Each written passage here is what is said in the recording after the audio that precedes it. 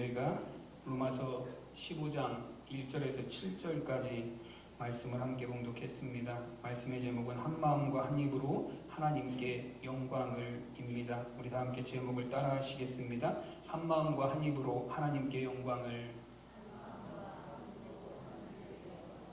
아멘. 저희가 이제 코로나19로 인해서 여러 가지 거리두기 강화 기간이 되면서 저희가 이렇게 주일날 3번에 나누어서 예배를 드립니다. 그래서 각 속회별로 9시, 또 10시 반, 12시 이렇게 3번을 나누어서 최대한 인원을 줄여서 우리가 함께 예배합니다. 좀 불편한 점이 있으시더라도 여러분들이 양해해 주시기를 부탁드립니다.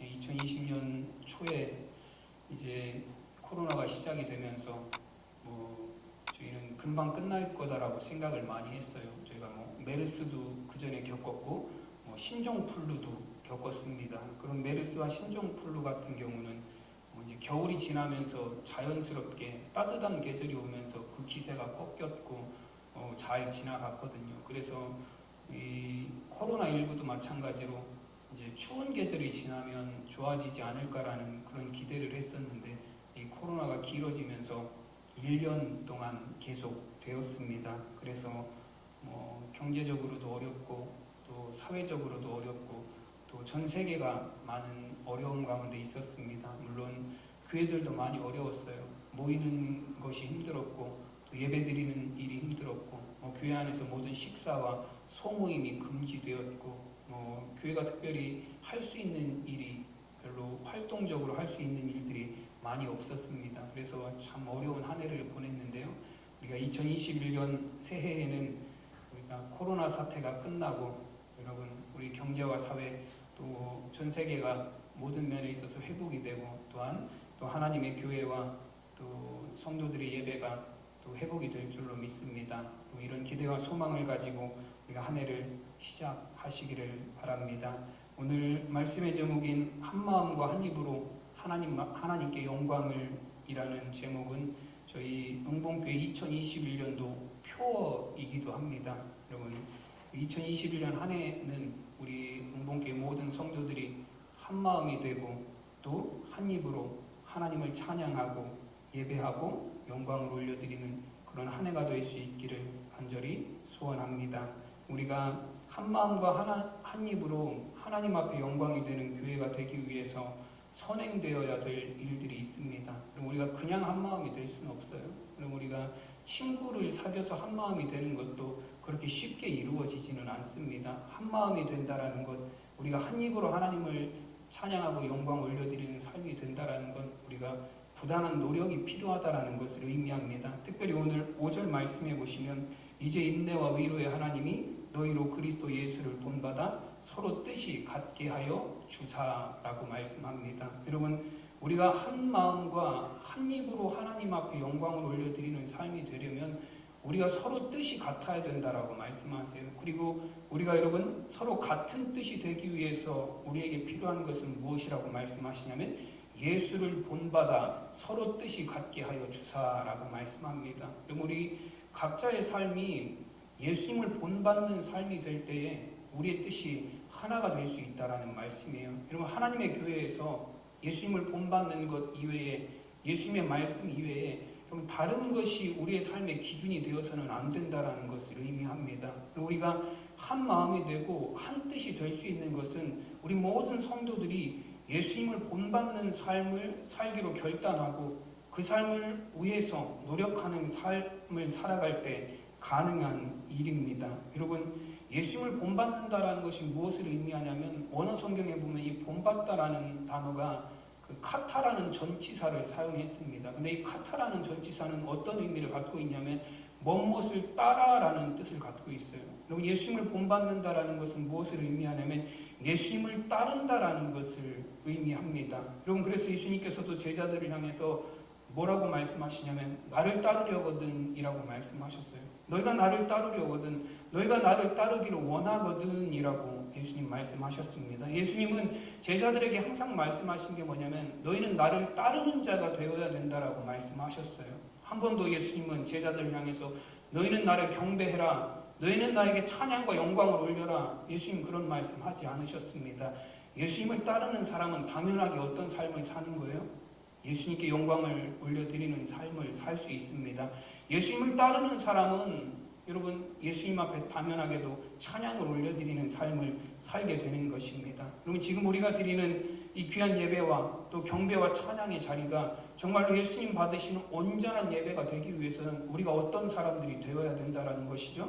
예수님을 따르는 사람들이 되어야 된다는 겁니다. 우리의 삶이 예수님을 본받는 삶을 살아야 된다는 것을 말씀합니다. 여러분 나의 삶이 우리의 삶이 예수님을 따르지 않으면서 우리가 어찌 온전한 영광을 주님께 올려드릴 수 있겠습니까?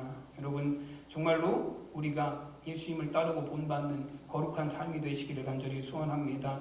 여러분 오늘 로마서 15장에서는 우리가 본받아야 될 예수님의 모습에 대해서 이렇게 말씀합니다. 3절 말씀해 보시면 그리스도께서도 자기를 기쁘게 하지 아니하셨나니 기록된 바 주를 비방하는 자들의 비방이 내게 미쳤다 함과 같으니라 말씀합니다. 여러분 예수님은 자기를 기쁘게 하지 아니하셨다라고 말씀하세요. 여러분 예수님은 자신의 기쁨으로 해서 사는 삶을 살지 않으셨습니다. 예수님은 하나님을 기쁘시게 하는 삶을 사셨고 이웃과 형제들을 기쁘시게 하는 삶을 살았다라고 말씀합니다. 그래서 예수님은 제자들에게 가르침을 주실 때 항상 섬기는 자가 되라고 말씀하셨어요.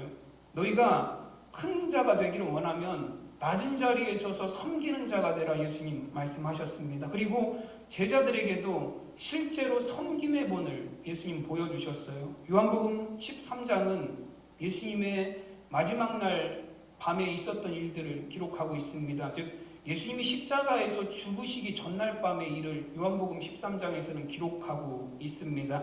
요한복음 13장 1절에 보면 유월절 전에 예수께서 자기가 세상을 떠나 아버지께로 돌아가실 때가 이른 줄 아시고 라고 말씀합니다. 이제는 예수님이 자신이 죽어야 될 때가 왔다라는 걸 아셨다라는 거예요. 이제는 내일이면 내가 마지막 날이라는 것을 예수님이 아셨다라는 거예요. 여러분 마지막 날 밤에 예수님이 무엇을 하셨다라고 기록이 되어 있냐면 요한복음 13장 4절 5절 말씀해 보면 저녁 잡수시던 자리에서 일어나 겉옷을 벗고 수건을 가져다가 허리에 두르시고 이에 대하여 물을 떠서 제자들의 발을 씻으시고 그 두르신 수건으로 닦기를 시작하셨다 말씀합니다. 여러분 예수님은 자신의 죽음을 앞둔 날 밤에 제자들을 불러서 그 제자들의 발을 하나하나 씻으셨습니다. 여러분 제자들은 예수님의 이런 행동을 이해할 수가 없었어요. 예수님이 지금 도대체 뭘 하시는 건지 이해할 수가 없었습니다. 그래서 베드로는 예수님이 자신의 발을 씻으려고 예수님께서 자신의 발밑에 무릎을 꿇으셨을 때 베드로는 예수님을 향해서 이렇게 말했습니다. 내 발을 절대로 씻지 못하시리이다. 예수님 내 발을 절대로 예수님이 씻으시게 내 발을 내어드리지 않겠습니다라는 거예요. 여러분 이 절대로라는 단어가 여러분 성경에 보시면 일자 표시가 되어 있고 밑에 쭉 내려가 보면 뭐라고 되어 있냐면 영원히라고 되어 있습니다. 영원히라는 뜻이에요. 죽었다 깨나도 예수님은 내 발을 씻을 수 없다라는 거예요. 예수님은 영원히 내 발을 씻으실 수 없습니다. 절대로 내 발을 씻으실 수 없습니다. 베드로가 그렇게 말했어요. 여러분 베드로가 이렇게 말한 의도는 뭐죠? 제자인 우리가 예수님의 발을 씻어야지 어찌 스승인 예수님이 우리의 발을 씻으실 수 있느냐라는 거예요. 여러분 그것이 세상의 법칙 아닙니까? 낮은 자가 큰 자를 섬기는 게 세상의 법칙이고 제자가 스승을 섬기는 게 세상의 법칙이고 가난한 자가 부한 자를 섬기는 게 세상의 법칙이고 힘 없는 자가 힘 있는 자를 섬기는 게 세상의 법칙 아닙니까? 근데 여러분 예수님께서는 그걸 깨는 말씀을 하시는 거예요. 너희가 큰 자가 되려면 오히려 낮은 자가 되어야 되고 섬기는 자가 되어야 된다라고 말씀하셨습니다. 너희가 나를 따르는 삶을 살려면 너희가 정말로 나를 본받는 삶을 살려면 나처럼 큰 자가 아니라 낮은 자가 되어서 섬기는 삶을 살아야 된다라고 예수님 말씀하시는 거예요. 예수님 발을 다 쓰시고 난 다음에 제자들에게 말씀하셨습니다. 요한복음 13장 15절에 보시면 내가 너희에게 행한 것 같이 너희도 행하게 하려 하여 본을 보였노라 말씀하셨습니다. 여러분 예수님이 제자들의 발을 씻으신 이 행위는 어떤 행동이셨냐면 너희들도 이렇게 낮은 자가 되어서 섬기는 자가 되어서 나를 따르는 자가 되어서 세상을 섬기고 사람들을 섬기고 하나님을 섬기고 하나님을 기쁘게 하고 사람을 기쁘게 하는 자가 되어야 된다라고 본을 보여주시기 위해서 예수님 그렇게 섬기셨다 말씀하셨습니다. 여러분 3절 말씀을 다시 한번 보시면 그리스도께서도 자기를 기쁘게 하지 아니하셨나니 기록된 바 주를 비방하는 자들의 비방이 내게 미쳤나이다 함과 같으니라 말씀합니다. 여러분 예수님께서는 자기를 기쁘시게 하지 아니하셨다라고 말씀하시고 그 뒷구절에 기록된 바라고 말하면서 주를 비방하는 자들의 비방이 내게 미쳤나이다 함과 같으니라 이런 구절의 말씀이 있습니다. 여러분 이 구절의 말씀은 사도 바울이 시편 69편 9절의 말씀을 인용해서 여기에 갖다 붙인 말씀이에요. 여러분 시편 69편은 어떤 배경을 갖고 있는 시편인가 하면 다윗이 하나님 앞에 기록한 하나님 앞에 드린 기도의 내용이에요. 이 다윗이 정말로 극심한 고난, 끊임없는 고난 가운데서 하나님 앞에 드린 기도의 내용이 시편 69편입니다. 시편 69편 4절 말씀에 보면 다윗이 자신이 당한 상황이 얼마나 어렵고 힘든 상황인지에 대해서 이렇게 고백을 합니다. 까닭 없이 나를 미워하는 자가 나의 머리털보다도 많고 부당하게 나의 원수가 되어 나를 끊으려 하는 자가 강하였으니 내가 빼앗지 아니한 것도 물어주게 되었나이다. 여러분 다윗의 고백이에요. 까닭 없이 나를 미워하는 자가 내 머리털보다도 많다라고 고백합니다. 여러분 이거 얼마나 답답한 상황일까요? 내가 왜 미움을 받는지 이유라도 알면 좋을 것 같아요. 저 사람이 왜 나를 싫어하는지, 저 사람이 나를 왜 그렇게 핍박하는지, 저 사람이 나를 왜 그렇게 비난하고 비방하는지 이유라도 알면 속 시원할 것 같아요. 근데 이유도 몰라요. 이유도 없어요. 그냥 무작정 싫어하고 무작정 비난하고 무작정 원수가 되어서 핍박하는 거예요. 여러분 다윗이 그런 상황을 만났습니다. 근데 그런 사람이 한 명만 있어도 어려울 것 같은데 다윗은 뭐라고 고백하냐면 머리털보다도 많습니다. 정말 많다라는 거예요. 그렇게 비난하고 비방하는 사람들이 많아서 다윗이 너무 괴롭다라고 고백을 합니다. 또 부당하게 원수가 되어서 나를 끊으려 하는 자가 나보다 강하다라고 말합니다. 여러분 정당하게 나의 원수가 되는 게 아니에요. 부당하게 나의 원수가 되어서 나를 죽이려고 하는 사람이 나보다 강하다라고 다윗이 고백을 해요. 여러분 내 원수가 나보다 약하면 어때요? 그렇게 신경 안 써도 됩니다. 왜냐하면 내가 그 사람보다 세기 때문에 그 사람이 아무리 나를 못 살게 해도 내가 가서 짓누르면 그만이에요. 근데 부당하게 나를 죽이려고 하는 사람이 나보다 너무 강해요. 그래서 내가 할 수 있는 게 없어요. 그래서 그 사람이 나를 비방하면 내가 다 뒤집어 써야 돼요. 그래서 뭐라고 고백하냐면 내가 빼앗지 아니한 것까지도 내가 물어주게 생겼습니다. 내가 잘못하지 않았는데도 나보다 강한 사람이 너 잘못했잖아 라고 말하니까 꼼짝없이 당하고 마는 거예요. 내가 아무런 실수도 하지 않았는데도 나보다 센 사람이, 나보다 말 잘하는 사람이, 나보다 말빨 좋은 사람이 너 잘못했잖아 밀어붙이니까 그냥 당하고 마는 거예요. 여러분 이런 억울하고 힘들고 고난 같은 상황에서 여러분 정말로 내가 하지 않은 일까지도 다 덤태기를 써야 되는 이런 상황이 되었다라고 다윗이 고백을 합니다. 이런 어려운 상황에서 다윗이 고백한 게 바로 이 고백이에요. 주를 비방하는 자들의 비방이 내게 미쳤나이다 함과 같으니라. 여러분 이 고백은 어떤 고백이냐면요. 이 고백의 참된 의미는 시편 69편 6절에서 7절까지 말씀해 보시면 제가 쉬운 성경으로 읽어드리면 그 의미가 이렇게 기록이 되어 있습니다. 만군의 주 여호와시여 주께 소망을 둔 사람들이 나 때문에 창피를 당하지 않게 해주소서. 오 이스라엘의 하나님이시여 주를 찾는 사람들이 나 때문에 부끄러움을 당하지 않게 해주소서. 내가 부끄러워 얼굴을 들 수가 없습니다. 나는 주를 위해 이 부끄러움을 견딥니다. 아멘. 여러분 주를 향한 비방이, 주를 비방하는 자들의 비방이 내게 미쳤나이다 라는 이 고백은 어떤 고백인가 하면요, 나 때문에 내가 고난당하는 것 때문에 하나님을 찾는 사람들이 비방당하지 않게 하여 주시옵소서. 하나님, 내가 이렇게 어려움 당하고 환난 당하는 것들 때문에 주를 믿는 사람들, 주님께 소망을 두며 살아가는 사람들이 비방당하지 않게 하여 주시옵소서.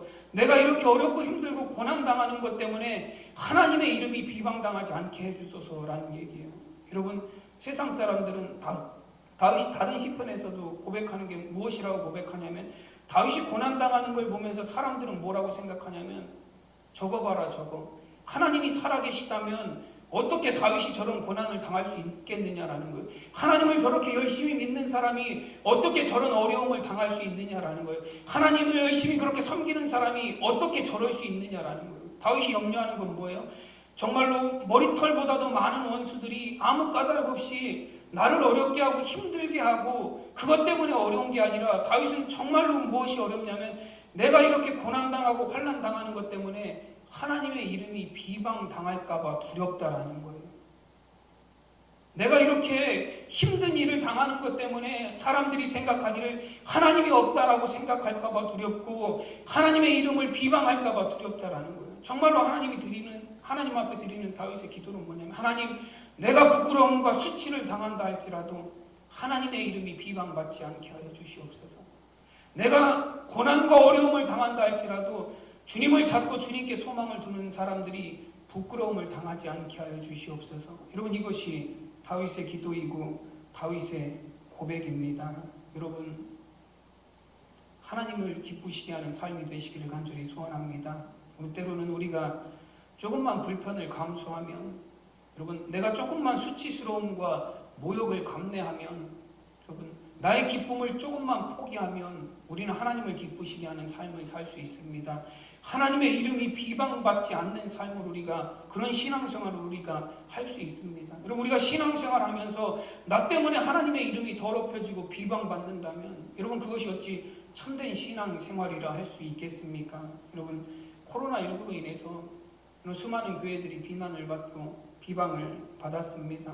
여러분 그럴수록 우리가 더욱더 겸손하여서 여러분 우리가 예배하는 일로 말미암아 하나님의 이름이 비방받지 않게 하여야 할 줄로 믿습니다. 여러분 우리가 조금만 불편을 참으면 우리가 조금만 어려움을 참으면 우리가 하나님의 이름을 비방받지 않게 하면서도 예배 드릴 수 있어요. 그래서 우리가 이렇게 지금 3번에 나누어서 예배를 드리고 있습니다. 그럼 방역 수칙을 그래도 우리가 지키면서 예배하려고 노력하는 이유가 뭐냐면 여러분 하나님의 이름을 비방받지 않게 하기 위함이에요. 하나님의 교회가 세상의 비난의 대상이 되지 않게 하기 위함입니다. 여러분 내가 욕먹는 거 그렇게 두렵지 않아요.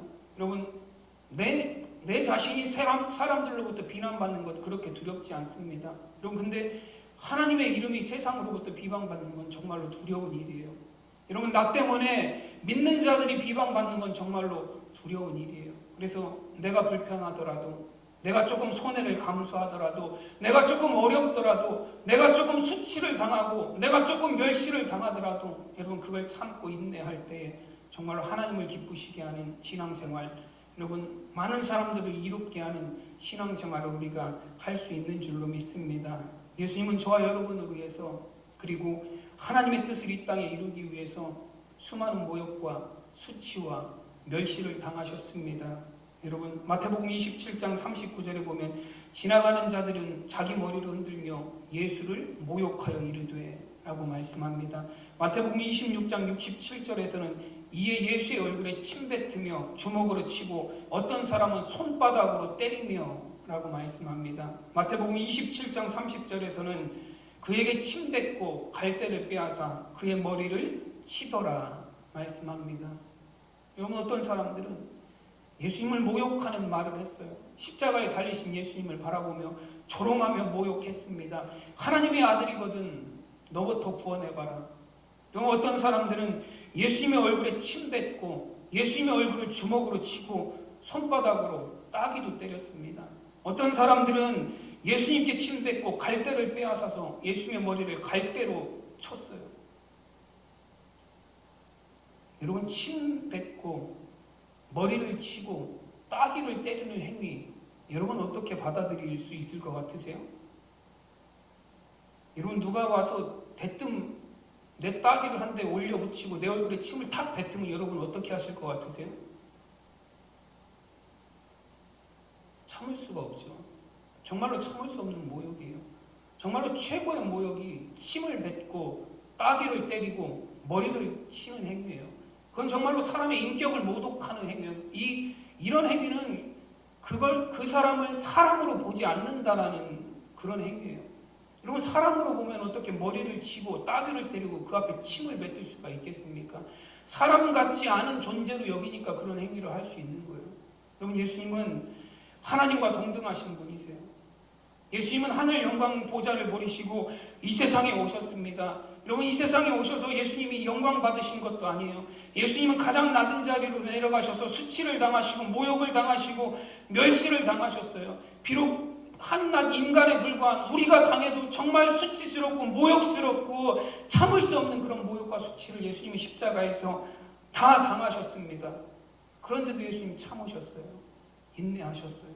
그 십자가를 지셨고 모든 모욕과 수치를 당하셨습니다. 왜 예수님은 그 수치와 모욕을 참아내셨습니까? 우리를 구원하시기 위해서. 이런 우리를 죄와 사망에서 건지심으로 저와 여러분이 하나님이 주시는 참 기쁨을 누리게 하시기 위해서, 구원의 기쁨을 누리며 살아가게 하기 위해서 예수님 그 모든 모욕과 수치를 당하셨습니다. 하나님의 영광을 세상 가운데 나타내시기 위해서 예수님은 그 십자가를 지셨습니다. 여러분, 그런데 우리는 예수님을 위해서 뭘 참아내십니까? 조금만 부끄러운 일을 당해도, 조금만 비난당하고 비방당해도, 조금만 싫은 소리 들어도, 조금만 불편해도, 조금만 어려운 말 들어도, 조금만 내 마음에 안 들면 비난하고 비방하고 싸우고 다투고 헐뜯고 수근수근하고, 그것이 우리의 모습 아닙니까? 여러분, 우리가 정말로 한 마음과 한 입으로 하나님을 찬양하고 영광 올려드리는 삶이 되기 위해선 예수님을 본받는 자가 되어야 됩니다. 여러분, 예수님은 낮은 곳에 계셨고 섬기는 자리에 계셨고, 예수님은 그 모든 어려움을 하나님을 기쁘시게 하기 위해서, 또 많은 사람들에게 구원의 기쁨을 전하시기 위해서 참고 인내하셨습니다. 여러분, 오늘 1절과 2절에서 이렇게 말씀합니다. 믿음이 강한 우리는 믿음이 약한 자의 약점을 담당하고 자기를 기쁘게 하지 아니할 것이라. 우리 각 사람이 이웃을 기쁘게 하되 선을 이루고 덕을 세우도록 할지니라 말씀합니다. 그럼 약한 자의 약점은 우리가 비난하고 비방하고 공격해야 될 대상이 아닙니다. 오히려 약한 자의 약점을 담당하라고 말씀하세요. 여러분, 이 담당하라는 말씀은 무슨 의미냐면, 그 사람이 연약하기 때문에 때로는 누군가로부터 공격당하고 비난을 당할 때 내가 가서 방패가 되어줘야 된다는 말씀이에요. 함께 약한 자, 함께 죄 지은 자를 비난하고 정죄하고 돌 던지라는 말이 아니에요. 가서 누군가 그 사람에게 돌을 던지면 내가 가서 그 사람의 방패막이가 되어주라는 거예요. 같이 돌 던지고 같이 비난하고 같이 욕하고 같이 정죄하라는 말씀이 아닙니다. 우리가 믿음이 약한 자의 약점을 담당하고 방패가 되어줘야 된다라는 거예요. 그래야 그 사람을 기쁘게 하고 하나님을 기쁘게 하는 삶이 될 수 있다라는 거예요. 오늘 7절 말씀에 이렇게 말씀합니다. 그러므로 그리스도께서 우리를 받아 하나님께 영광을 돌리심과 같이 너희도 서로 받으라. 우리는 영광스러운 존재들이 아니에요. 우리는 본질상 진노의 자녀라고 에베소서에서는 말씀합니다. 우리는 하나님과 원수된 자들이었다라고 말씀하세요. 근데 하나님께 영광이 되는 존재가 되었다라고 말씀하세요. 하나님과 원수된 우리가 어떻게 하나님 앞에 영광이 되는 그런 존귀한 존재가 될 수 있었습니까? 예수님이 우리를 받아주셨기 때문에 그래요. 십자가에서 예수님이 우리의 죄를 대속하시고 우리를 위해서 죽으심으로 말미암아 죄와 사망 가운데 있던 우리를 건져주시고 우리를 받아주심으로 우리가 하나님 앞에 영광스러운 자녀들이 될 수 있었습니다. 그렇게 예수님이 우리를 받으셔서 하나님의 영광된 존재로 우리를 만드셨듯이 우리도 우리의 이웃과 형제들을 받아야 된다라고 말씀하세요. 그들의 약점을 받아들이고 그들의 부족함을 받아들이고 그들의 연약함을 받아들이고 그들의 부족한 것들을 받아서 우리도 하나님 앞에 영광스러운 삶이 되어야 된다라고 말씀합니다. 여러분, 비난과 비방과 정죄를 통해서는 우리가 함께 하나님 앞에 영광스러운 존재가 될 수 없어요. 용서함을 통해서, 받아들임을 통해서, 방패막이가 되어줌을 통해서 우리가 함께 하나님 앞에 영광이 되는 존재들이 될 수 있습니다. 여러분, 하나님 사랑과 이웃 사랑은 다르지 않습니다. 이건 예수님이 너무나 강조하신 말씀이에요. 크고 첫째 되는 계명이 무엇입니까? 라는 질문에 예수님께서 이렇게 대답하셨어요. 예수께서 이르시되 내 마음을 다하고 내 목숨을 다하고 뜻을 다하여 주 너의 하나님을 사랑하라 하셨으니 이것이 크고 첫째 되는 계명이요 둘째도 그와 같으니 내 이웃을 내 자신과 같이 사랑하라 말씀하셨습니다. 여러분, 예수님은 하나님의 사랑이라는 첫째 계명과 이웃사랑이라는 둘째 계명을 주셨습니다. 그리고 그것이 같다라고 말씀하셨어요. 여러분, 같다라는 표현이 원어 성경을 찾아보면 호모이오스라는 단어입니다. 근데 원래 호모이오스라는 단어의 원형을 찾아보면 호무라는 단어예요. 근데 호무라는 단어는 어떤 의미를 갖고 있냐면 함께라는, 같은 시간, 같은 공간에라는 뜻을 갖고 있습니다. 여러분, 즉 하나님 사랑과 이웃 사랑은 같다라는 표현은 어떤 의미예요? 하나님 사랑과 이웃 사랑은 함께 한다라는 거예요. 같은 시간에 같은 공간에 있는 사랑이다라는 거예요. 따로따로 떼어놓을 수 없다라는 거예요. 여러분, 하나님을 사랑한다라고 말하면서 그래서 이웃을 사랑하지 않으면 어떤 사람이라고 말씀하시죠? 거짓말하는 사람이라고 말씀하세요. 뭐가 거짓말이에요? 하나님을 사랑한다는 그 사람의 말이 거짓말이라는 거예요. 이웃을 사랑하지 않는 사람이 하나님을 사랑할 수 없다라는 거예요. 근데 예수님께서 이 하나님 사랑, 이웃 사랑을 말씀하시면서 근데 굳이 똑같은 거 함께 있어야 되는 걸 말씀하시면서 첫째와 둘째라고 굳이 그걸 구분을 하셨습니다.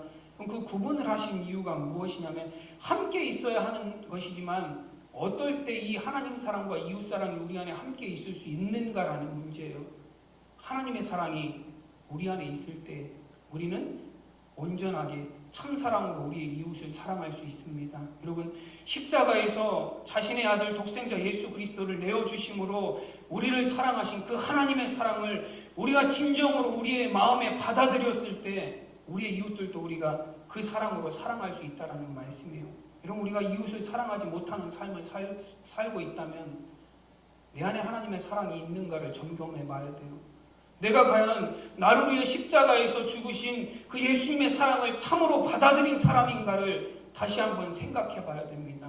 내가 내 이웃을 사랑하지 못한다면, 아직도 내 안에 미움이 가득하고 아직도 내 안에 누군가를 향한 원망과 불평과 비방이 가득하다면 과연 내 안에 하나님의 사랑이 있는가를 다시 한번 점검해 봐야 돼요. 하나님의 사랑이 내 안에 있는 사람은 반드시 이웃 사랑도 거기에 함께 하게 되어 있습니다. 왜냐하면 하나님 사랑과 이웃 사랑은 같기 때문입니다. 함께 하는 것이기 때문에 그렇습니다. 그래서 로마서 14장 18절 말씀에서는 이로써 그리스도를 섬기는 자는 하나님을 기쁘시게 하며 사람에게도 칭찬을 받느니라 말씀하십니다. 여러분, 예수님을 본받는 사람은 하나님을 기쁘시게 하고 사람에게도 칭찬을 받는 사람이다라고 말씀합니다.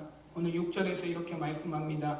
한 마음과 한 입으로 하나님 곧 우리 주 예수 그리스도의 아버지께 영광을 돌리게 하려 하노라 말씀합니다. 우리가 예수님을 본받아 여러분 나를 기쁘게 하는 삶이 아니라 하나님을 기쁘시게 하는 삶, 우리의 이웃과 형제들을 섬김으로 기쁘게 하는 삶을 살 때 우리가 진정으로 한 마음이 되고 한 입으로 하나님 앞에 온전한 영광을 올려드릴 수 있습니다. 여러분, 2021년 우리가 지나간 해는 어떻게 살았는지 여러분 우리가 하나님 앞에 다 회개하고 다 내려놓으시고 이제 새로운 한 해는 우리가 나를 위한 기쁨이 아닌 하나님을 기쁘시게 하는 또 우리의 이웃과 형제들을 기쁘게 하는 여러분 그런 삶이 되시기를 간절히 소원합니다. 그렇게 우리가 하나님을 기쁘시게 하고 이웃을 기쁘게 하는 그런 삶을 통해서 예수님을 본받는 삶을 통해서 정말로 하나님 앞에 온전한 영광을 올려드리는 하나님 기뻐 받으시는 2021년 되시기를 간절히 축원합니다.